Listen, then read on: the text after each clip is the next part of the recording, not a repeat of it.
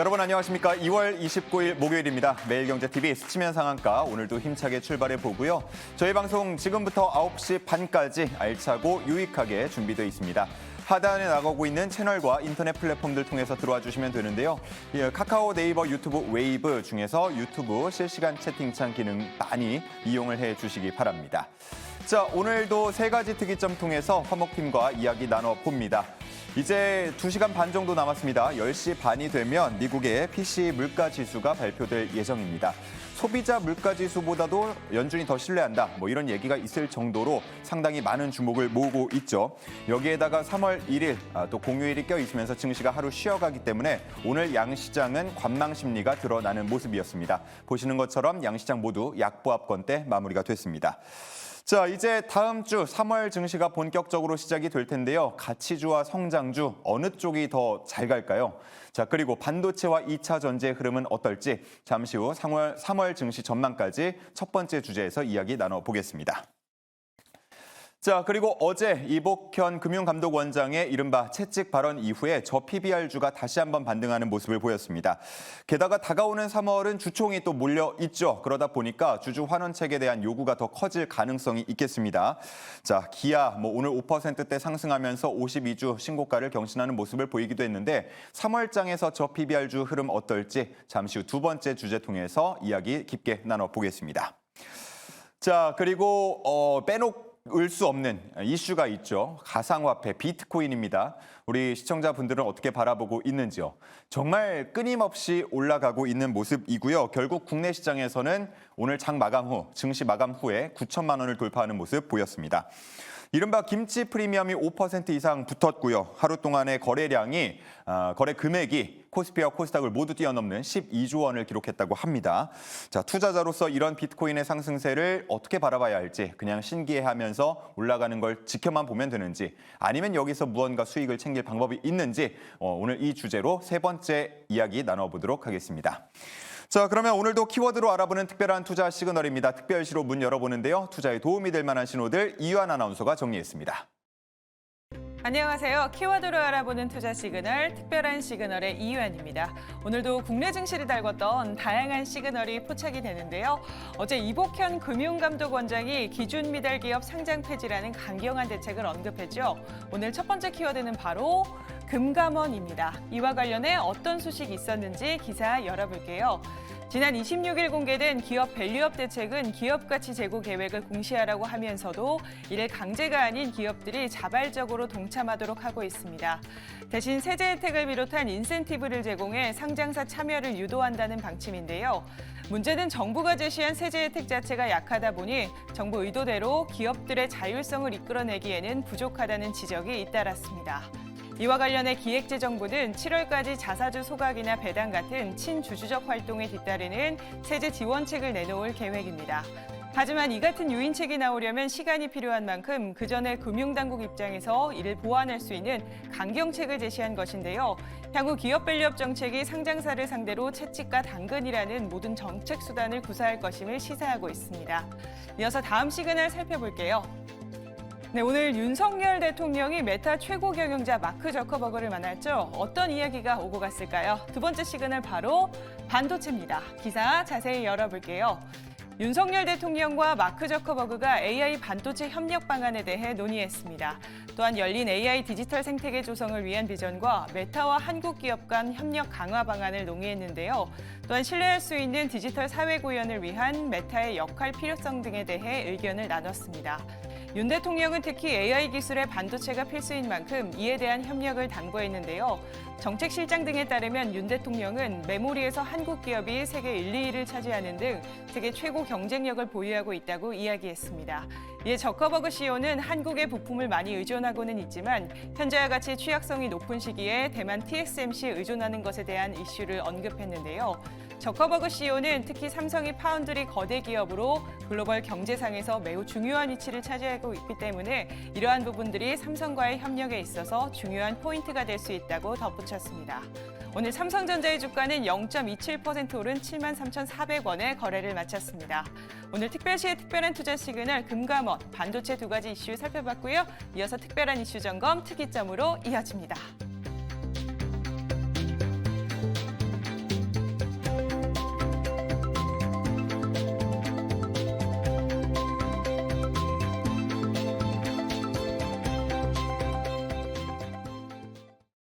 자, 이렇게 특별시 먼저 만나보셨고요. 이제는 세 가지 특이점 통해서 시장 분석하고 전망해 보겠습니다.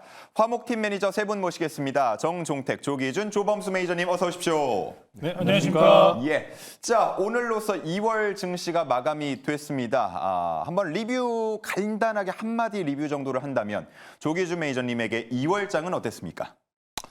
2월장은 참 이렇게 초중반에는 되게 좋았으나 이제 마지막에 며칠 일주일이 가장 힘든 시간이 아니었나 생각됩니다. 그래서 2월이 이제 또 28일까지인데 오늘 29일까지 윤달인가요? 그래서 하루 더 있었는데 지금 이제 3월 달을 맞이하고 이제 휴일도 있고 그래가지고 제가 보기에는 이제 한 일주일 힘들었는데 이렇게 2월 달이 굉장히 힘든 것처럼 좀 느껴지지만 저는 또 이제 봄이 오고 있기 때문에 3월 달을 좀 기대감을 갖고 기다리고 있습니다. 마치 계절상 봄이 오듯 우리 증시에도 봄이 찾아올 것이다. 기대하고 있다라는 코멘트였고요. 정종택 매니저님, 3월장 흐름 어떻게 전망하세요? 네, 저는 조금 이따 얘기 드리겠지만 3월 첫째 주 좀 증시 위치가 좀 중요하다고 좀 생각이 첫째 주. 듭니다. 예, 조금 전에 이제 조기준 매니저님이 말씀 주신 것처럼 코스닥 어떤 차트를 본다고 했을 때는 2월 23일까지 계속 올라갔거든요. 그리고 그 뒤로는 계속적으로 좀 조정을 받고 있는 과정 속에서 종목 장세가 좀 펼쳐지고 있는데 다음 주 첫 거래일 날 좀 차트들이 어느 위치에서 코스피가 코스닥 위치해 주냐 이게 좀 중요한 굉장히 분수령이 되는 시점이지 않을까 그렇게 좀 보고 있습니다. 알겠습니다. 다음 주 장이 열릴 때 반영될 이슈가 있죠. 바로 오늘 10시 반에 있을 PC 물가지수 발표 그리고 그에 따른 미국 시장의 반응일 텐데 우리 조범수 매니저님, 네. 시장의 전망치는 어느 정도 나와 있는 상태인데 개인적인 전망치는 어떻습니까? 근데 이게 제가 앞선 구간에서부터 계속 말씀을 전해드렸었던 부분이 일단 서비스 지표가 미국 향내에서 굉장히 좋은 흐름이 나오고 있었고 옐런 재무부 장관이 최근에 또 그런 이야기를 했습니다. 미국의 지금 경제 상황 좋다. 다만 인플레이션 관련해서 잡히는 모습은 아직 명확하게 보기는 어렵다라고 이야기를 했었다시피 이번에 물가지표 발표가 다시 인플레이션을 좀 자극하는 우려감스러운 모습을 보여준다면은 시장에 지금 부담감을 끼칠 수 있을 가능성 상당히 높아 보입니다. 다만 이제 앞으로 우리에게 찾아올 3월 달 같은 경우에 정말 이슈가 많잖아요. 오늘 PC부터 연동되는 구간 그리고 또 특히나 미국 같은 경우에는 이제 앞으로 세금과 관련된 이슈도 찾아오게 됩니다. 세금 이슈, FOMC 그리고 엔비디아의 GTC 2024까지 실적 시즌이 어찌 보면 큰 실적들이 끝나고 넘어간 구간이기 때문에 앞으로 이번에 찾아올 3월 같은 경우에는 그러면 새로운 모멘텀을 찾아가는 한 달이 되지 않을까. 저는 이렇게 굉장히 일단 3월 달이 등락률이 굉장히 높을 가능성이 좀 높게 보고 있기 때문에 예. 안정적으로 2월 달 같은 경우는 그래도 좋은 거는 좋았고 나쁜 거는 나빴잖아요. 그럼 3월 달도 좀 마찬가지인 흐름을 보일 가능성이 높습니다. 좋은 거는 그대로 좋을 거고요. 나쁜 거는 그대로 나쁜 그런 차별적인 장세는 지속적으로 이어질 전망이다. 그렇게 설명드리겠습니다. 예. 분명히 시장에 상승치가 있을 거고요. 만약에 내 계좌가 그만큼 못 따라갔다, 그에 못 미쳤다 하는 분들이라면 조금 더 저희 방송 집중해 주시고 공부해 보시고 그렇게 해서 수익률을 좀 극대화하시기를 바랍니다. 자, 그럼 이제 첫 번째 주제 통해서 조금 더 이야기를 깊게 풀어보도록 하겠습니다. 첫 번째 주제 만나보시죠. 네, 어제 좀 반등하는 흐름을 보였기 때문에 그 추세가 좀 이어졌으면 하는 바람도 있었겠습니다만 아무래도 내일 하루 쉬어간다라는 부담감 그리고 PC 물가지수를 앞둔 부담감 그런 것들이 작용하면서 오늘 우리 시장은 약보합권대에 마무리가 됐습니다. 이제 돌아와서는 3월 증시가 시작이 될 텐데 앞서서 짤막하게 들어봤지만 기대를 한다는 분들도 있었고요. 잘 가는 종목만 잘 가고 또 안 그런 종목들은 많이 빠질 거기 때문에 옥석 가리기가 필요하다 이런 코멘트들 있었습니다. 자, 자세하게 풀어보도록 하겠습니다. 정종택 매니저님 포함해서 세 분의 보드 확인해 보죠. 띄워주시죠. 자, 좋습니다. 네 글자로 다들 적어주신 것 같아요. 예. 약간 주목받으려고 그러신 거 아니에요? 예. 정종택 매니저님 먼저 가겠습니다. 자, 보드 띄워주시죠. 첫 거래일 날 그 일봉 이제 3월 첫 거래일 일봉의 어떤 움직임 캔들 모양이 저는 굉장히 좀 중요하다고 좀 보고 있습니다. 예. 우선 코스피 코스닥 나눠서 좀 설명을 좀 먼저 드리자면요. 코스닥부터 먼저 좀 차트 화면 보여주시면 조금 전에 말씀드린 것처럼 코스닥은 이제 2월 1일 날 바닥을 찍고 2월 23일까지 안 쉬고 계속 올라갔습니다. 그리고 이제 이번 주 화요일 날 좀 낙폭이 좀 컸었고요. 그리고 이 장대 음봉 캔들의 중심값에서 좀 위아래로 오늘도 보게 되면은 십자형 캔들이라고 하잖아요. 예. 매수세와 매도세가 경합이 치열했던 모양의 어떤 십자형 캔들.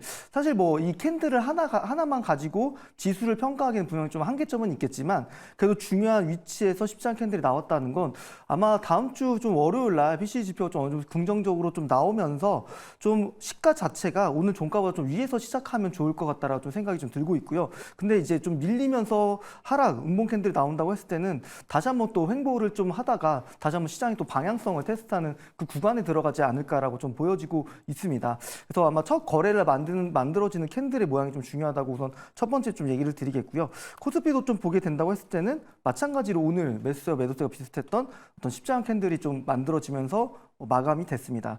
조금 다르다고 한다면 코스닥과는 20일 이평선 부근에서 좀 살짝 터치했다가 낙폭을 줄이면서 이제 보합권으로 좀 마감을 했다라는 게 좀 포인트가 될 것 같은데 결국 이런 부분들이 이제 시장이 뭐 횡보를 할지 그런 부분들을 아마 다음 주 뭐 일봉이라든지 첫 거래일 또는 다음 주 만들어지는 주봉의 첫 캔들 이게 좀 중요하다고 좀 얘기를 좀 드릴 수 있을 것 같아요. 그래서 뭐 시장도 분명 그런 부분도 있겠지만 오늘 제가 좀 체감적으로 느꼈던 부분들에 대해서는 시간의 거래에서 최근적으로 이제 수급이 들어오는 기업들 보면은 실적 대비 좀 저평가되어 있는 기업들은 좀 수급이 좀 들어오는 모습들이 계속적으로 있는 것 같아요. 그래서 뭐 종목 실적에 대해 좀 집중하는 부분들이 좀 필요하다고 보고요. 그러면서 저는 이제 좀 유망하게 3월 달에 보는 업종을 또 얘기 드려본다고 한다면 저는 이제 반도체와 2차 전지 좀 얘기를 좀 드리고 싶습니다. 우선 반도체 쪽에 오늘 좀 특징적인 종목을 좀 본다고 한다면 원익 IPS 같은 경우에 오늘 장중에 이제 14%까지 올라가면서 오늘 종가는 13.5%에서 마감을 했습니다. 사실 굉장히 좀 레거시 측면이잖아요. 뭐 여러분들께서 너무 좀 좋아하는 뭐 HBM, 뭐 CX 이런 게 아니라 완전 레거시 쪽으로 이제 장비 기업인데 이 기업이 오늘 14% 가까이 좀 올라갔다는 건 그만큼 반도체 내에서도 이미 키 맞추기 이미 다 맞춰진 시점이라고 좀 보여진다라는 거죠. 원익 QNC도 오늘 5% 정도 좀 올랐고요. 뭐 그때 이제 반도체 업종에 대한 뷰를 얘기를 드릴 때는 반도체 우선 이제 선단 공정 쪽에 익스포저가 높은 기업들 위주로 실적이 좀 잘 나오기 때문에 그런 기업들 위주로 시세가 났었고요. 뭐 순차적으로 좀 키 맞추기 하는 과정 속에서도 이 레거시 쪽에 대한 파트가 익스포저가 있는 기업들도 오늘 움직임이 좀 강했다는 거.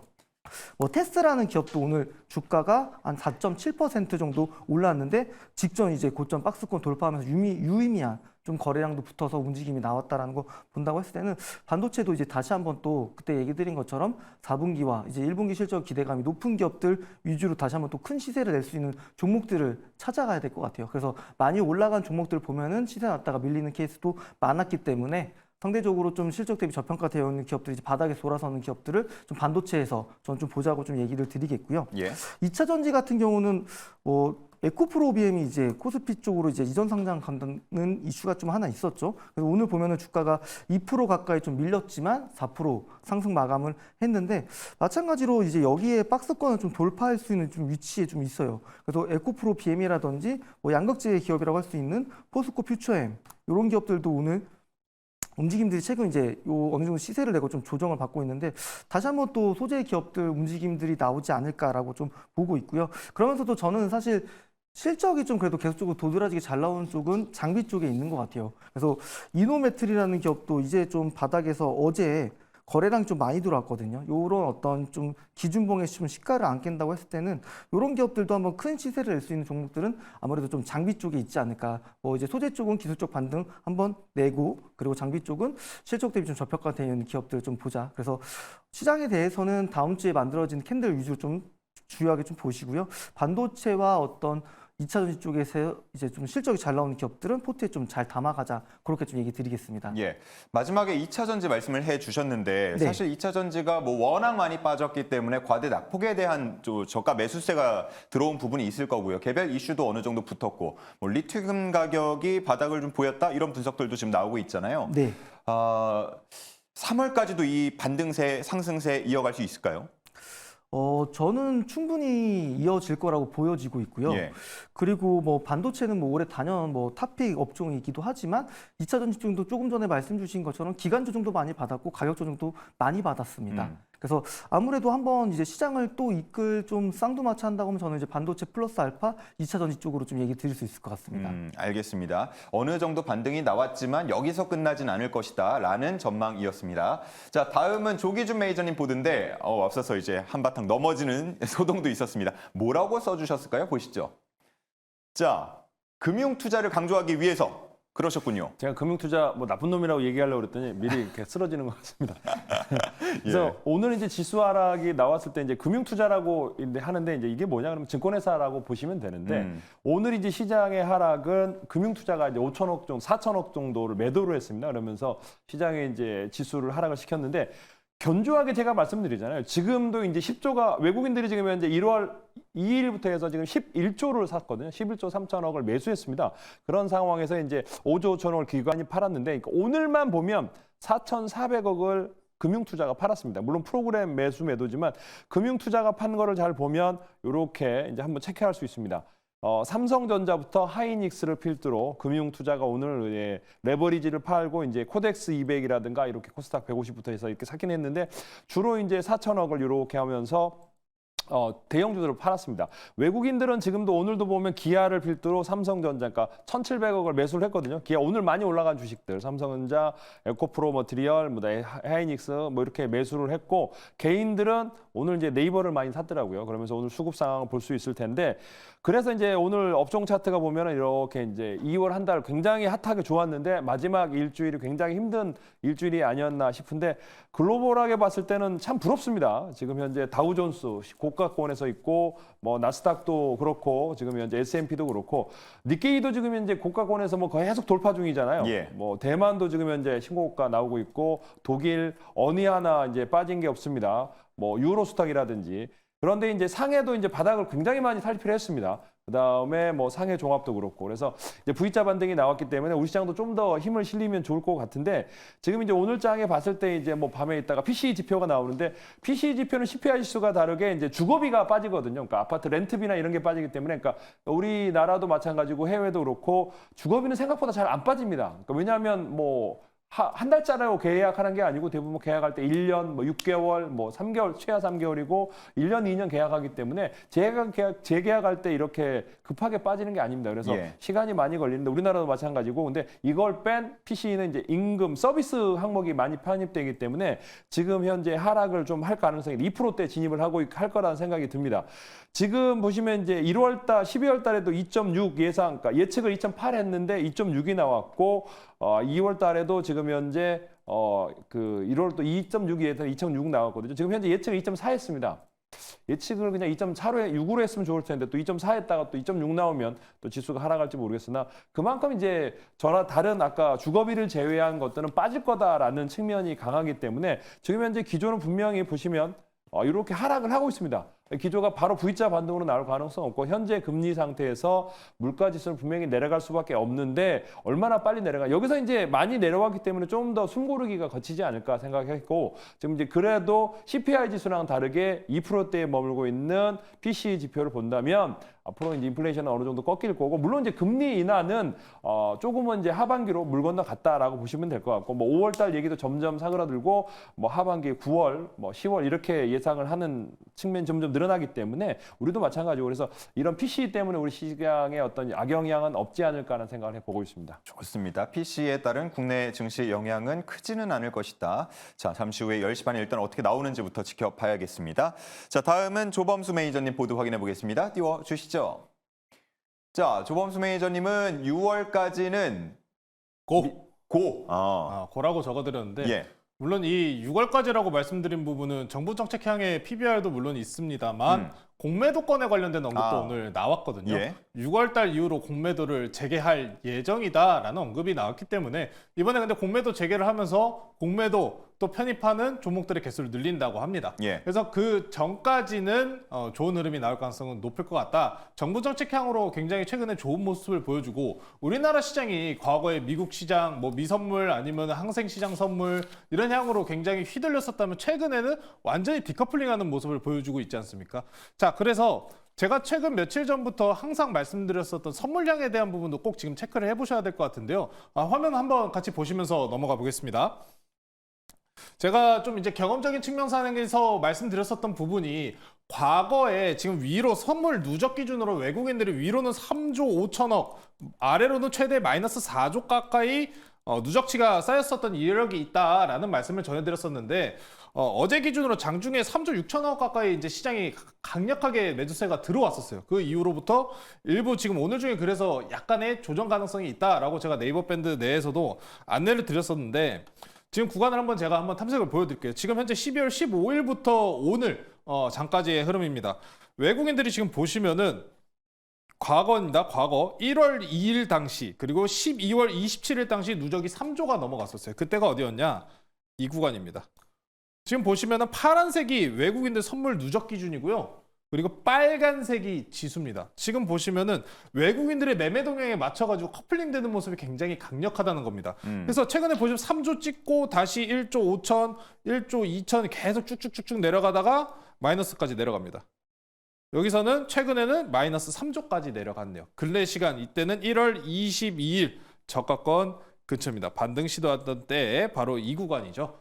이런 모습을 보여주셨다시피 지금 현재 다시 선물량 시장으로만 좀 바라본다고 하면은 누적치 기준이 지금 3조를 다시 넘어간 시점입니다. 그러네요. 넘어간 시점 대비해서 일단 선행적으로 좀 지수가 밀리는 거는 외부 요인이라고 보시면 돼요. 엔비디아 실적 발표 이후에 어찌 보면은 우리가 어찌 보면은 굉장히 이 시장의 중심을 잡아줄 법한 그런 이슈가 크게 없지 않았습니까? 그러다 보니까 그 가운데 삼성전자 HBM 관련되고 아니면 삼성전자가 투자와 관련된 새로운 시그널을 보여주면서 종목들이 흘러갔다 보니 개별 종목적인 증시 흐름이 흘러나왔고 반대적인 SK 하이닉스 관련 연관 쪽으로 해서는 지수 일부 조정세까지 그리고 PBR 향에 대해서 발표권까지 나오다 보니까 현재는 이런 디커플링이 나온 상황입니다. 다만 지금 PC 물가지표라는 또 큰 이벤트가 있는 만큼 지금 그러면은 지금부터 하락이 시작되는 건가요? 라고 물어보신다면은 저는 그것은 100% 장담할 수 없다고 말씀을 드려야 될 것 같아요. 왜? 누적치가 지금 제가 최대치로 말씀드렸었던 게 제 경험을 의뢰했었는데 평균치가 3조 5천억이다시피 다시 한번 올렸다가 조정이 나올 수도 있어요. 과거 구간에서 이때 구간에서 보시면은 누적 최대치가 찍은 게 어디였냐? 시장 조정 나오기 전날입니다. 네, 이런 모습이 있기 때문에 선물량 시장 쪽으로만 바라봤을 때는 일단 누적치가 과매수 구간에 달았다라는 부분을 좀 저는 중요하게 좀 말씀을 전해드려야 될 것 같습니다. 다만 그럼에도 불구하고 그럼 이 조정 때문에 그럼 시장이 무너질까요? 라고 물어보신다면은 예. 저도 그건 또 아니라고 말씀드릴게요. 앞서서 말씀드렸다시피 최근에 시장 지수의 흐름이 어떻냐면은 우리 여러분들 뭐 채널 내에서 뭐 지지선이나 이런 기본적인 차트 정도는 그으실 줄 아시잖아요. 최근에 지수물들이 전반적으로 3채널 형태로 흐름을 쭉 이어가고 있어서 올라갔다 내려갔다 올라갔다 내려갔다 지그재그 지수는 재미없고 종목들은 그러다 보니까 개별향으로만 가고 그런 모습들이 강했었던 부분인데 이게 어찌 보시면 디커플링 향에 대한 효과가 결국에는 정부 정책 때문에 일어난 상황입니다.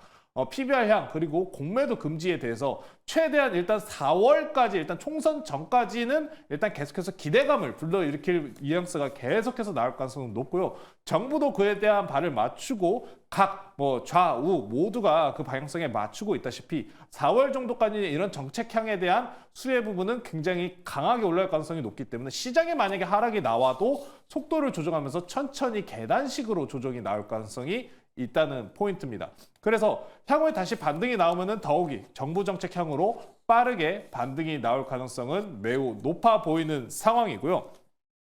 자, 그리고 몇 가지 자료를 좀 보고 넘어가실게요. 이제 앞으로 그럼 엔비디아가 최근에 고가권 내에서 일부 3거래일가량 고가에서 약조정을 만들고 있습니다. 약조정을 만들고 있는데 지금 보시고 있는 게 뭐냐면은 엔비디아 콜월입니다. 옵션가에 대한 이 매물대를 보여주는 건데 최근에 보시면 실적 발표 이후에 콜월이 지금 딱 닿았어요. 이제 고가치를 딱 닿은 모습이기 때문에 현재 구간부터는 좀 일부 차익 실현 향이 일어날 가능성이 있다는 이야기겠죠. 자, 그러다 보니까 원래 이 3월 달에 텍스 관련된 부분도 제가 말씀을 드렸잖아요. 세금을 또 다시 내야 될 수도 있습니다. 그러면은 대주주들이 세금을 내야 된다고 하면 뭘 할까요? 매각건이나 아니면은 지분에서 처분 관련된 뉴스가 나올 가능성도 높습니다. 3월 달이 무슨 달입니까? 상폐의 달이잖아요. 주총의 달이고 또 다른 쪽으로는 상폐의 달입니다. 우리나라에서는 상장 폐지와 관련된 그런 바이오주들을 상당히 조심해야 될 것이고 외국 미국장 같은 경우는 이 미국 특히나 이번에 각 기업별 세금에 관련된 부분을 일부 주의를 요할 필요는 있어 보입니다. 세금과 관련돼 가지고 일단 엔비디아도 제 기억상에 2022년도였나요? 21년도 구간에서 3, 4월 구간 중에 매각과 관련된 언급이 있었습니다. 비슷한 모습의 흐름이 또 나올 수 있는 부분, 자산들이 이미 충분하게 고가권까지 올라왔다. 더 갈 수 있지만 잠깐 쉬어갈 수 있는 타이밍이 찾아올 수 있다는 점을 3월 달에 일단 저는 초창기에 초반 구간에 일어날 가능성이 있다라는 포인트 좀 짚어드리고 싶고요. 다만 우리에게 가장 중요한 그런 기대감은, 새로운 기대감은 어디서 심을 거냐? GTC 2024 3월 18일에 있습니다. 최근에 제가 정말 이 테크 관련돼서 유튜브도 정말 많이 챙겨보고 기사나 데일리 잡지 이런 것도 굉장히 자주 보는데 요새 이런 게 좀 많이 보여요. 경품을 줄 테니까 GTC 2024에 그 참가 신청을 하고 댓글을 적어라. 그런 게 상당히 많이 보이더라고요. 네. 이제 이게 뭐냐면 그러면은 엔비디아 자체 내에서도 GTC 2024를 상당히 중요하게 생각하고 권장을 하고 있다는 겁니다. 그래서 만약에 엔비디아가 조정이 나온다고 해볼까요? 우리가 만약에 3월 중에 엔비디아가 조정이 나옵니다. 그럼 기대감을 심어줄 수 있는 GTC 2024 평균치 값으로 3년 내에서 GTC가 진행됐었을 때 평균적인 상승률은 6%가량 언제나 엔비디아가 올라갔다. 새로운 기대감을 심어줬었다라는 포인트까지 지금 존재하는 상황이기 때문에 선행적으로 만약에 조정이 나온다면 저는 정말 좋은 매수 기회라고 생각하고요. 만약에 조정이 안 나오고 계속 올라간다면 그럼에도 그럼 격포제적으로 좋은 뉴스가 이미 대기가 되어 있기 때문에 우리는 일단 오늘 당장 중요한 PCE 물가지표를 일단 주목을 해봐야 될 것 같습니다. 앞선 구간에서 말씀을 전해드렸다시피 저희가 최근에 항상 나오는 물가지표나 아니면 소비 경기지표 건들 관련해서 제가 설명드리면서 소비자들이 지금 씀씀이가 커졌다. 서비스 지표가 굉장히 지금 높게 올라와 있다라는 말씀을 전해드렸던 만큼 오늘장에 만약에 좀 변동성이 클 가능성까지 우리는 염두를 해둬야 될 것 같습니다. 옐런 재무부 장관도 뭐 지금 전반적으로 글로벌 성장이 예상보다 강하다. 지금 이런 식으로 기사까지도 나왔을 정도예요. 미국 경기가 동력으로 지금 전 세계 경기가 좋다라고 이야기를 하는데 생각해 보시면 근데 인플레이션을 자극할 법만 정말 자그마한 이슈들은 상당히 많았습니다. 첫 번째 홍해 리스크. 최근에 미국에서는 무슨 이야기가 있냐면은 트럭커들이 보이콧에 대해서 선언할 수 있다. 트럭커들 같은 경우에는 많은 비중이 트럼프 대통령의 지지자입니다. 그리고 세 번째, 유럽은 지금 또 무슨 일이 일어나고 있다? 제가 항상 설명드리는데 뉴스에서 그렇게 부각받지는 못합니다. 유럽 같은 경우에는 농민들의 시위가 이어지고 있다. 왜? 에너지 가격이 올랐기 때문에. 그래서 전반적으로 지금 뭔가 준비는 되어 있는데 이 굉장히 인플레이션을 다시 부각을 시킬까요? 과연 그런 흐름은 큰 흐름이 지금 일단 안 보여지고 있기 때문에 우려감만 지금 깔려 있는 상황이고 이 우려감을 건드리지만 않으면은 원활하게 넘어갈 수 있을 거다. 그렇게 설명드리겠습니다. 저는 정말 빨리 10시 반이 돼가지고 결과를 한번 보고 싶네요. 알겠습니다. 10시 반입니다. 이제 2시간 정도 남았으니까요. 저희 방송 끝나고 이 부분 주목해 주시면 좋을 것 같습니다. 조기준 매니저님께만 질문 하나 짧게 드리고 넘어가도록 하겠습니다. 뭐 오늘 전해진 소식은 아니지만 애플이 10년 동안 공들여온 애플카를 개발을 포기한다, AI 쪽으로 조금 더 힘을 싣겠다라는 얘기가 나오면서 이게 애플에게 좀 악몽이 될 것인지 혹은 오히려 AI 쪽을 조금 더 발돋움할 수 있는 호재로 작용할 것인지 이 부분이 얘기가 많아요. 실제로 예전에 애플카 이슈가 붙었을 때 대형 종목들이 상한가를 가는 모습도 보여줬던 만큼 증시에 영향이 있었는데 지금 좀 잠잠한 것 같거든요. 어떻게 혹시 이 이슈 보고 계신지요? 뭐 애플카 이슈는 굉장히 시장 재료여서 묵혔기 때문에 그러니까 그동안 이제 오랜 시간도 흘렀고 그렇기 때문에 이제 큰 영향은 없을 것 같고 의외로 이제 그 상대적으로 테슬라가 이제 시장에서 반등하는 측면이 있었습니다. 왜냐하면 이제 경쟁 회사가 이제 뭐 애플카를 안 만든다고 해서 테슬라가 올라갔던 이유가 있고 우리나라에서는 그만큼 큰 이슈는 없을 것 같고 이제 AI에 집중한다고 하니까 중요한 거는 AI라고 하는데 AI가 한다 그러면 이제 결국에는 서버를 확충하고 데이터 센터를 확충하다 보면 반도체가 필요하거든요. 그러면 그와 관련된 최근에 샘 올트만이 왔고 지금 이제 저커버거가 왔고 지금 현재 XR 기기도 주목받지만 삼성에다가 결국에는 반도체 관련해서 네트워크를 구축하려고 오는 거거든요. 결국에는 애플도 한국에 TSMC뿐만 아니라 한국에서도 그러니까 저번에 디램 가격도 그러니까 디램의 시장 점유율이 75%가 넘어가지 않습니까? 그러면 결국에는 한국에 그러니까 HBM만 필요한 게 아닙니다. 서버에 꼭 HBM만 들어가는 게 아니고 결국에는 디램부터 시작해서 모든 보드부터 시작해서 다른 여러 가지 기판들부터 시작해서 반도체가 들어가기 때문에 삼성전자, 하이닉스랑 협업을 없다면 AI가 발전할 수 없기 때문에 결국에는 애플도 결국에는 한국을 방문하지 않을까라는 생각을 해보고 있습니다. 그래서 미국에서는 이제 테슬라가 호재고 우리나라는 삼성전자, 하이닉스가 호재가 아닐까 생각을 해보고 있습니다. 네, 좋습니다. 길게 봤을 때, 넓게 봤을 때 국내 반도체 기업들의 호재가 될 수 있다라고 정리를 해주셨습니다. 자, 그럼 이제 두 번째 주제로 넘어가 보도록 하겠습니다. 두 번째 주제 띄워주시죠. 네, 저 PBR주로 엮인 종목들의 움직임이 정말 계속해서 주목을 받고 있고 등락을 오고 가고 있습니다. 자, 이복현 금융감독원장이 퇴출될 수 있다, 시장에서 퇴출을 해야 한다, 이런 식의 발언을 하면서 사실 저번에 26일 월요일에 당근도 없고 채찍도 없었다라는 평가가 나온 이후에 이번에 제대로 된 채찍이 나오나? 좀 저 PBR주를 다시 끌어올릴 수 있나라는 분석들이 나오고 있습니다. 실제로 이 발언이 나오고 나서 오늘장에서는 저 PBR주가 반등하는 모습을 보여줬는데요. 앞서서 얘기 들은 것처럼 4월에 총선 그리고 6월에는 가이드라인이 나올 예정이기 때문에 이 기대감을 조금 더 길게 끌고 갈 수 있지 않을까라는 분석들 있습니다. 우리 화목팀 매니저분들은 어떻게 생각하시는지요? 세 분의 보도를 확인해보죠. 띄워주시죠. 자, 먼저 정종택 매니저님은 이렇게 적어주셨습니다. 부품주라고요? 자동차요? 네, 맞습니다. 부품주 좀 얘기 드릴 텐데요. 예.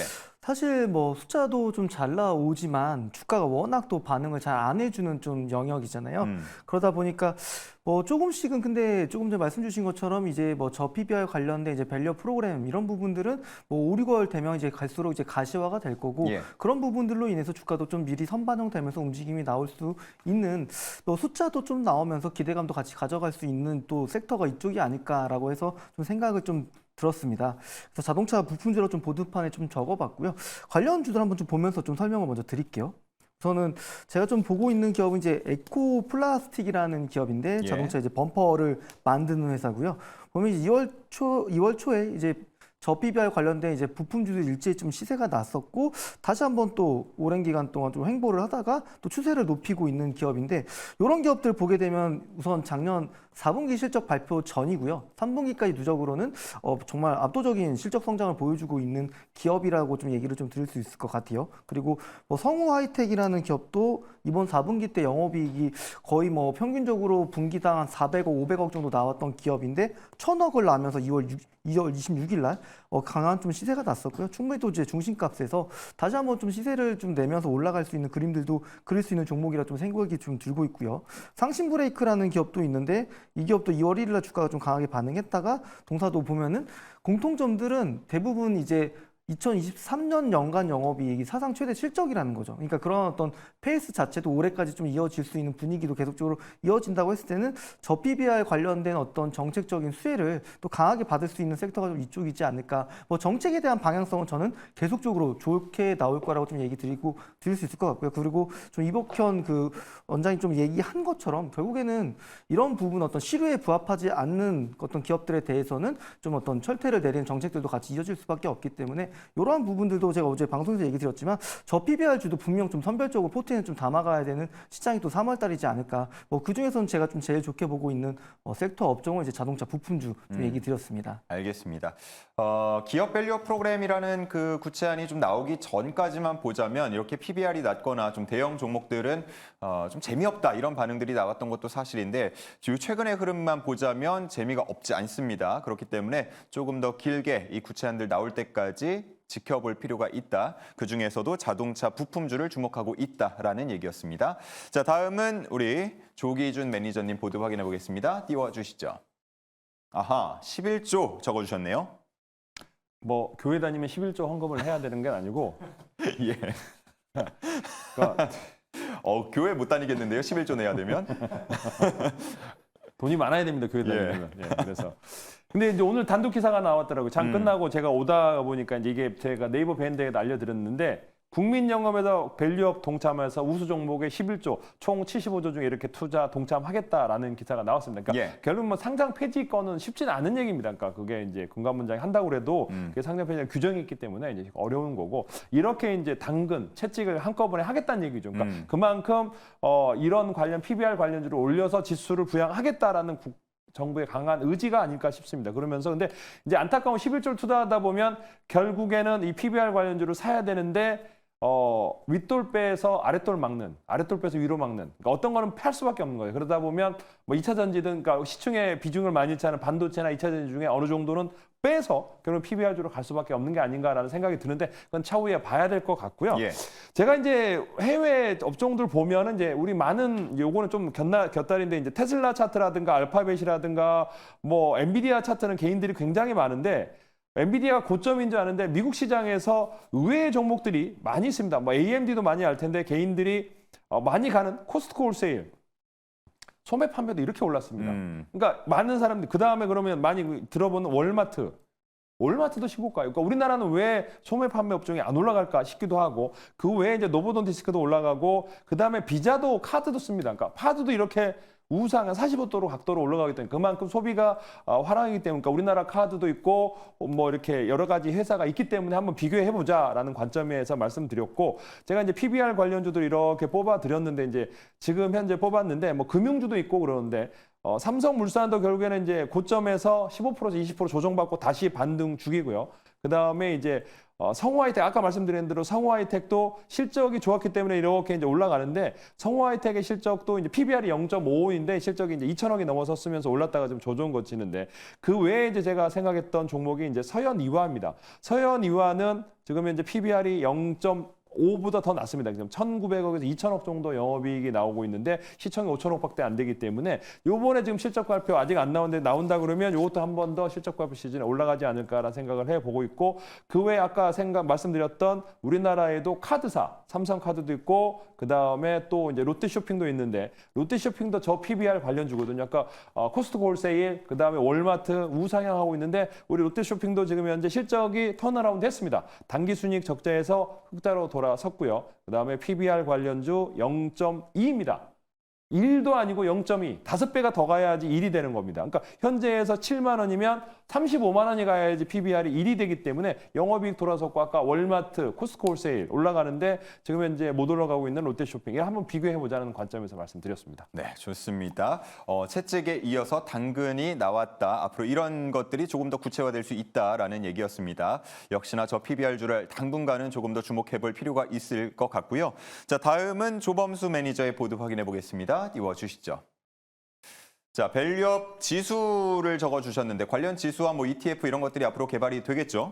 이제 개발 관련해가지고 실도 이제 명확히 나오지 않았습니까? 9월 달까지 개발 완료하고 12월 달에 상장하겠다라는 이야기가 있었었고 제가 과거 사례를 들으면서 짚어드렸었던 게 KRX 300 지수였었죠. 그때 당시 18년도 당시 그때 모습을 발표하고 나온 이후에 조정이 나왔었다라는 모습이 있다시피 그러면은 전 사실 이번 PBR 관련돼 가지고 발표가 나온 뒤에 안도를 했었던 게 왜 그러냐면은 이 지수가 그래서 당장 안 나왔구나. 이게 왜 그러냐면은 지수 이 기간을 거치면은 자금 유입이 계속해서 그 기간 내에 들어올 가능성이 높다는 거거든요. 그래서 그러면 그 PBR 향해서 지금 올라가는 종목들 여러분들이 보시는 많은 종목들이 있지 않습니까? 그러면 저는 몇 가지 요건에 맞는 종목들을 이제부터 골라서 담아둬야 된다. 그렇게 말씀드리고 싶은데 뭐 예를 들어서 첫 번째로 주주환은 3년 동안 소각과 그리고 배당과 관련돼서 환율을 잘 했는가 이게 첫 번째고 두 번째는 많이들 아시다시피 PBR 향으로 지금 저평가 구간에 있는가 이 두 가지를 좀 꼼꼼하게 지켜봐야 될 것 같은데요. 앞에서 매니저님들께서 좋은 이야기 많이 해주셨기 때문에 그러면은 이런 요건에 부합하는 몇 종목들 소개시켜드리고 간단하게 설명 마무리 드리겠습니다. 자, 차트 한번 같이 보시면요.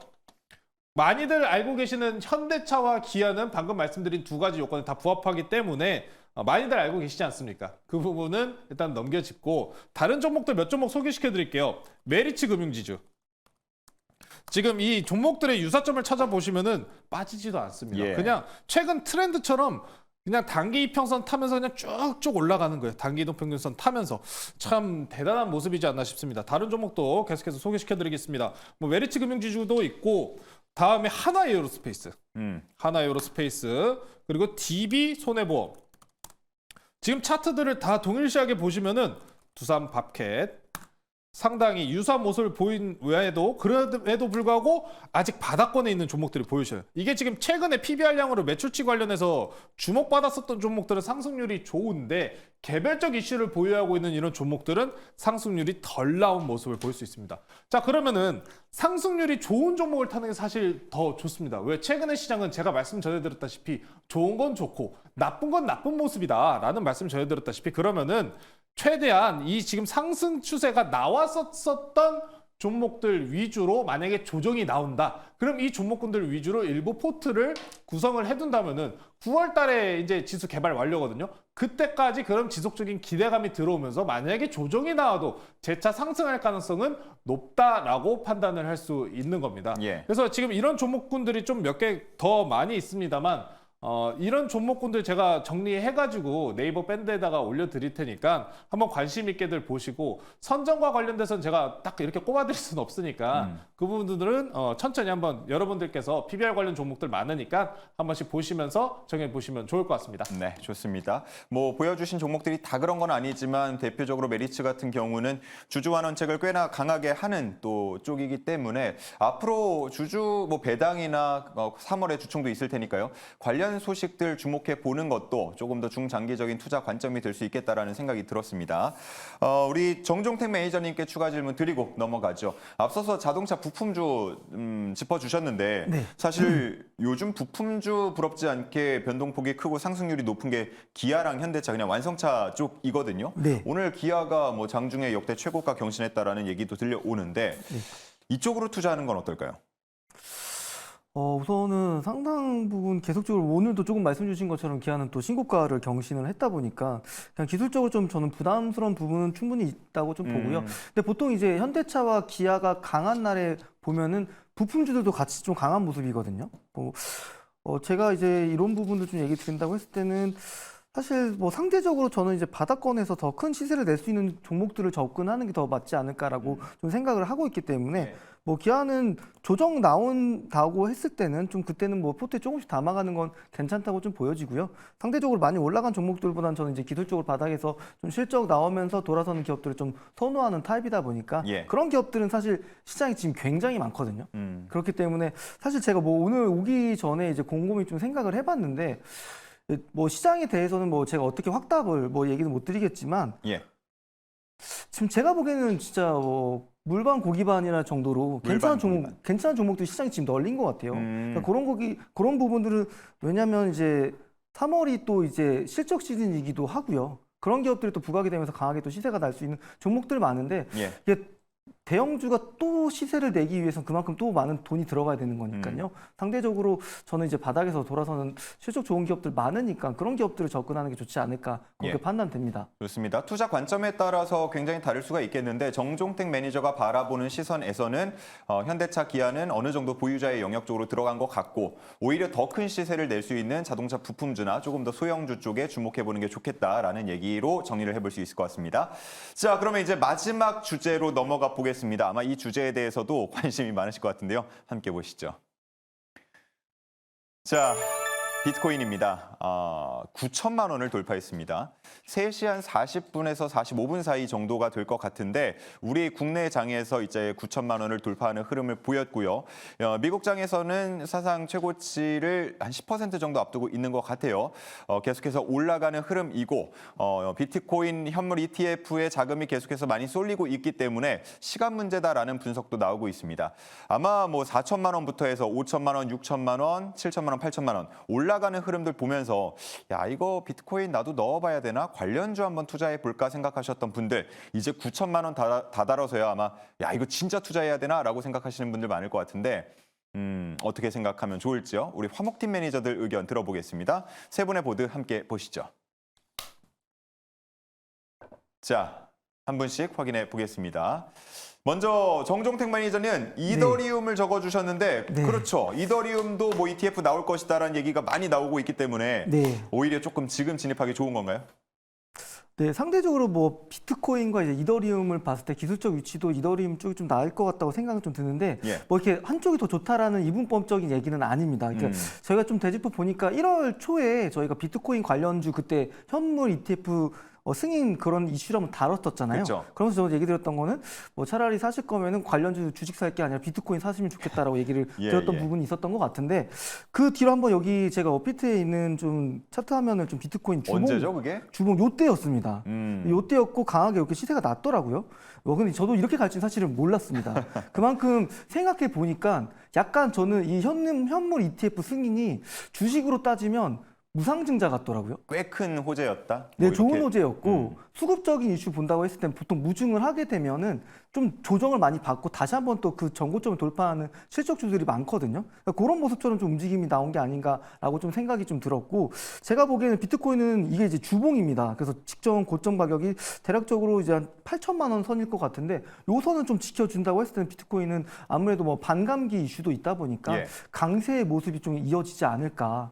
그렇게 좀 보고 있는데 이더리움 주봉 차트 한번 같이 보겠습니다. 예. 뭐 아직까지는 좀 신고가 자리는 아니고 근데 마찬가지로 많이 이더리움도 올라왔네요. 1월 달 대비해서 굉장히 많이 큰 시세를 냈고요. 지금 현재 보니까 이더리움 현물 ETF 승인 신청한 업체가 한 10개 정도 되는데 좀 의견은 분분한 것 같아요. 그래서 그래도 어떻게 보면 또 이게 이더리움 현물 ETF가 승인된다고 했을 때는 또 새로운 또 수급이 또 들어갈 수 있는 요인책이 되기 때문에 이런 부분들 이슈를 잘 살피면서 좀 접근을 해야 되지 않을까. 그래서 항상 뭐 제가 얘기 드리는 건 뭐 수익 나면 잘 챙기시고요. 그래서 중요한 자리들 지지 받아주는지 그러면 재차 상승 추세를 만들어가는지 이런 부분들을 좀 자유롭게 좀 보시고 알트코인보다는 아무래도 좀 위험성이 크기 때문에 대장주들이라고 할 수 있는 뭐 이더리움과 뭐 코인, 비트코인 위주로 좀 보시는 게 좋지 않을까 그렇게 보고 있습니다. 뭐 비트코인, 이더리움 이분법적으로 나누는 거 아니고 관련주를 투자하기보다는 그냥 이런 대장이라고 할 수 있는 코인들에 직접 투자하는 게 낫다라는 얘기 다시 한번 강조를 해줬습니다.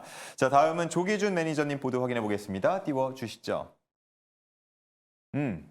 하이 리스크, 하이 리턴 아닌가 싶습니다. 예. 뭐 돈 놓고 돈 먹기. 그래서 음. 지금 이렇게 수익을 뭐 낮지만은 지금 이제 즐거운데, 그러니까 일단 반감기라는 4월이라는 어떤 디데이가 있고, 예. 그 다음에 또 ETF라는 게 두 가지가 이제 엮이면서 올라가는 것 같습니다. 그래서 주변에서도 많은 자금이 주식하는 자금이 팔아서 샀다고 하더라고요. 6천만 원일 때 샀는데 지금 수익이 많이 났더라고요. 그러니까 이제 늦게 들어갔다 싶었는데도 지금 현재 수익이 나고 있고 최근에 이더리움을 사신 분들도 수익이 나고 있습니다. 그래서 이게 이제 1억 원 넘어 현재 추세로 보면은 이더리움도 뭐 50만 원인가요? 이게 얼마가 될지 모르겠는데 지금 현재 500만 원이군요. 500. 네, 그래서 이 가격이 이제 500만 원 뚫어서 600만 원 뭐 넘어설 것 같다는 생각이 듭니다. 뭐 지금 현재 날짜가 아직 멀었기 때문에 4월이라는 날짜가 있고 또 ETF라는 또 5월 날짜가 있기 때문에 그때까지는 계속 올라갈 가능성이 높아 보이고, 그러면서 이제 비트코인도 결국에는 잘 보시면 전고점을 뚫었습니다. 그러니까 전고점을 여기 우리나라는 뚫었는데 지금 현재 미국 시장은 아직은 덜 뚫었다 생각이 드는데 김치 프리미엄, 한국의 이제 프리미엄 때문에 올라갔는데, 저는 뭐 이거 올라가는 것보다는 솔직히 한국의 많은 사람들이 비트코인도 사고 있지만은 과거에 일론 머스크 때문에 도지코인을 많이 샀던 걸로 알고 있습니다. 그래서 예. 900원, 100원 믿다가 지금 현재 거의 바닥에서 더블 났더라고요. 그래서 요번에 요거 도지코인으로 물리신 분들은 잘 탈출하기를 진짜 기원 드리고요. 그래서 적당하게 분할 매도 추천드리겠습니다. 그러면서 이제 한국에 투자하시는 분들이 이제 우리 기술 투자를 많이 매매를 하셨는데, 이제 가장 다른 주식보다는 이제 코인 관련했을 때 위지트라든가 뭐 이런 것들이 많아요. 뭐 하나투자증권이라. 근데 가장 이제 업비트 거래소를 들고 있는 게, 지분을 가장 많이 들고 있는 게 이제 우리기술투자인데, 결정적으로 월봉을 보면 결국에 이것도 13,000원대라는 어떤 한계가 있습니다. 지금 막 사서 뭐 2만 원을 볼 게 아니고 결국에는 12,000원, 11,000원 가면은 이제 매물이 나오고, 또 하나는 또 어느 순간 이렇게 순간적으로 반토막이 금방 나버리기 때문에 예. 언제 빠질지도 모르는 불안감 때문에 계속 들고 있을까 싶기도 하고 그렇습니다. 그래서 저는 이제 하이 리스크 하이 리턴이고, 할 수 있는 사람들, 강심장들, 그다음에 여윳돈으로 하시기를 다시 한번 권해드리겠습니다. 그렇습니다. 자, 다음은 조범수 매니저의 보드 확인해 보겠습니다. 조범수 매니저 보드를 띄워주시죠. 4에서 5월입니다. 이게 빨간색이 너무 잘 안 잘 안 보이네요. 보이네요. 예. 반감기를 나타내는 건가요? 4월 무슨 이슈가 있습니까? 이거 저번에도 설명드렸었는데 좀 섭섭합니다. 말씀해 반감기죠, 주시죠. 반감기. 예. 네, 반감기 관련돼서 기한을 적어드린 건데 이게 좀 이제 기억들 못 하실 것 같으니까 복습하고, 그래서 관련 투자 포인트도 꼼꼼히 짚어드리겠습니다. 예. 화면 같이 먼저 보시면요. 비트코인 전체 시장 내 흐름을 보여주는 차트입니다. 여기서 제가 구간을 이렇게 점쳐 드릴 건데, 자, 동그라미 치는 구간인데 잘 보이시죠? 예.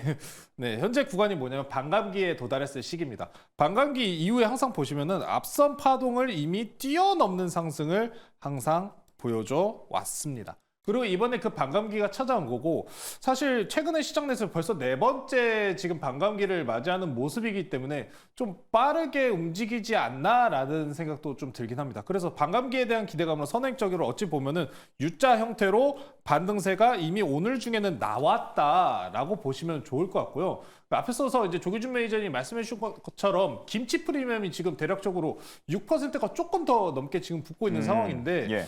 김치 프리미엄이 언제나 이 비트코인 내에서 과하게 낀다. 이 각 이제 미국 달러와 원화 자산에 대해서 이 비트코인의 이 프리미엄이 과하게 끼는 순간이 단기적인 이제 고점이나 약간 조정에 대한 가능성도 좀 암시했을 때가 있었던 만큼 일단 단기적인 구간 내에서는 유의를 해야 될 것 같습니다. 최근 시장 내에서 그래서 제가 말씀드리고 싶은 거는 반감기 구간에서 항상 급격한 상승이 일어난 다음에 일부 조정 구간이 항상 이렇게 찾아와요. 일부 조정 구간이 찾아옵니다. 조정 구간이 이렇게 찾아올 때마다 무슨 장세가 열렸냐면은 알트코인 장세가 열렸어요. 주식 말로 잡주 장세가 열립니다. 예. 잡주 장세. 그러면은 여기서 가는 게 뭐냐? NFT입니다. 우리 여러분들 알고 계시는 NFT나 이외의 비트코인 자산들이 올라가는 흐름들이 열리게 되는 거죠. 항상 이 비트코인이 고가권에 근접했다, 단기 고가권이나 아니면은 비트코인이 일부 조정 구간에 들어간다 했었을 때 알트코인, 이 잡주들이 강하게 흘러가는 모습이 있기 때문에, 자, 그러면 우리나라 시장 내에서 그런 비트코인 관련주들을 투자하시다 보면은 뭐 우리기술 투자가 아마 제일 대표적이지 않나 싶습니다. 우리기술 투자를 지금 일단 차트상으로 보시면은 오늘 그래도 나쁘진 않았어요. 오늘 나쁘지는 않았습니다만 비트코인 대비해서 상승률은 물론 아쉬운 모습이 있잖아요. 자, 그러면 우리기술 투자 지금 좀 저는 무섭습니다 하시는 분들은 제가 그런 말씀 드렸죠. 알트코인 장세가 온다. NFT 장세가 온다. 예. 저는 물론 투자하면서 NFT랑 STO는 사기성이 높다고 판단하는 사람 중에 한 명입니다. 하지만 우리는 주식하면서 중요한 게 뭐예요? 진실이 중요합니까? 대마가 중요하죠. 예. 대마가 중요하기 때문에 갈 가능성을 봤었을 때는 그럼 NFT와 연관되어 있는 게임사들, 가상화폐 관련주들이 좀 많습니다. 위메이드 같은 경우에는 최근에 검찰 측에서 좀 조사건이 들어간 게 있어가지고 위메이드는 좀 조심히 지금 거래를 한번 해보셔야 될 것 같고요.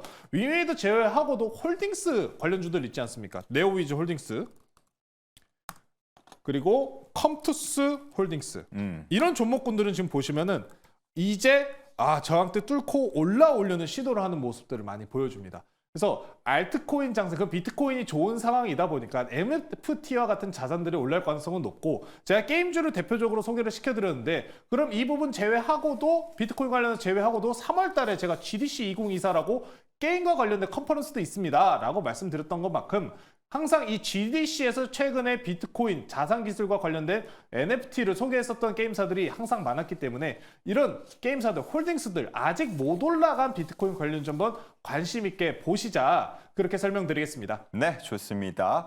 새로운 관점으로 또 이야기를 풀어줬습니다. 자, 이렇게 세 가지 특이점 통해서 시장 분석해 봤고요. 이제는 2월장 특별한 포트 대결의 마감 결과를 확인해야겠습니다. 자, 어제장 기준으로만 하더라도 화목팀이 꽤 앞서고 있었고요. 그리고 개인별 또 종목별 순위에서도 화목팀의 이름이 상당히 많이 보였습니다. 과연 오늘 웃으면서 마무리를 지을 수 있을지 중계석으로 넘어가 보도록 하겠습니다. 나유 아나운서가 기다리고 있습니다.